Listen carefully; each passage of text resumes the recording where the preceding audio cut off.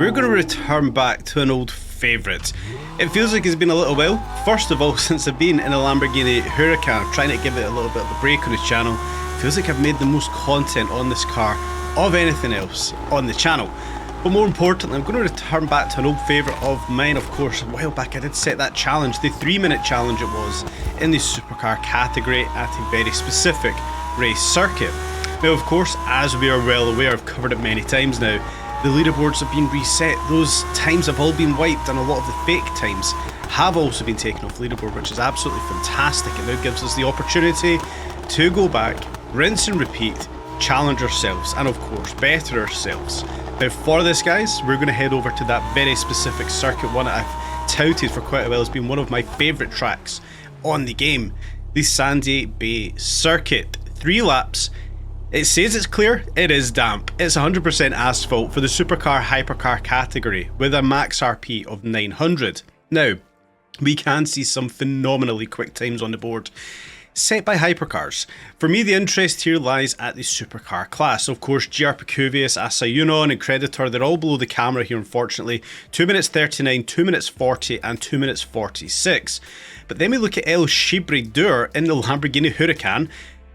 2 minutes 53.65 and a lap time of 56 seconds. Now we can see that these are the fastest supercar times on the board as it currently sits. Alexandros in Aventador SVJ. We understand what the metric is going to be here. 4-wheel drive, supercars. That's where we're going to have to base this one. Of course, I did this video quite a while back. I'm going to share it just up here. You can check that out after today. This was a while that we've done that. So it's good to come back now and revisit this track, revisit the challenge, and see if we can improve ourselves. Now, first of all, we're going to head out here. This isn't going to be our timed lap, this is going to be our preparation lap. This track, in my opinion, requires a preparation lap. We already know where the slips and the slides are on this one, but importantly, we know that we have to clear the debris, the shrubbery off the track. This part here specifically, then on some of the crossovers that we have. We need to clear that off of the track to be able to set any solid lap time. Like we can see when we do cross across the track, that shrubbery just pulls us back. It's like a vortex pulling us back to somewhere that we don't want to be. Take a lap here, guys. Maybe take a few races perhaps and clear off all of this shrubbery off the track. You can see just how much it does hold us back on the initial attempt here. So for me, it's always good on some of these tracks to come, first of all, find your feet, understand where the braking zones are, where the optimal points are for turning, and of course clearing away the greenery. Likes of lampposts and railings and stuff, we won't be able to clean those away. They will respawn. So I've had that attempt. Cleared away some of the shrubbery. Of course the AI will do a better job than we will, but it's always good to get that cleared off. We can now push forward and set our fast lap time. Now again, we know that the Huracan is phenomenally quick off the line. In the supercar class, it's 4-wheel drive, it is going to be OP. But as we push this one uphill, tuning this one for more acceleration than power, because we're not aiming for top end here. We're looking for this thing to pull us and drag us out of the corner. More importantly, staying on 4 wheels. We cocked a leg coming around that right-hander there. We know that this thing here is going to be, you know, looking to pull itself out of the corners as quickly as it possibly can, not attaining a high speed. So tune that one for acceleration. Now of course, handling will become an issue with this. It's a very wet road surface. It doesn't look it, but as soon as you do this race, you will experience just how wet that road surface is. For me, I'm on the standard road tyres here. Don't need anything else for that one. Through the first lap, phenomenally quick here, and it feels like per our previous attempt, like I said, you can go and watch that after, we're a hell of a lot quicker there, power sliding through that last right hand hairpin. It feels like we're a lot quicker here to get, you know, kind of kick things off. Our first lap, doing it in a minute flat, that feels quite good. Around turn 1 again, having to lift of course, but it does feel like we've came around that one fairly quickly indeed. Pushing uphill again, we want to catch that braking zone. I always try to stay to the right hand side of the track. I've tried it a few times over on the left hand side. I personally don't think it makes much of a difference. I prefer the grip that we have on the right hand side to the left, but you guys can let me know if you're doing something different. Are you pushing over to the left hand side on that right hander that we kind of just discussed? Missing off a huge chunk of the track there. That little kink off in that section, it's always quite tricky to get your your correct racing line there. Sometimes coming off that, you will catch that inside curb and it will unsettle the back end of whatever car it is you're using. So yeah, be cautious with that one. Again, big power slide around the right hand hairpin there into second gear to try and get some traction, and we pushed out with that one phenomenally quickly.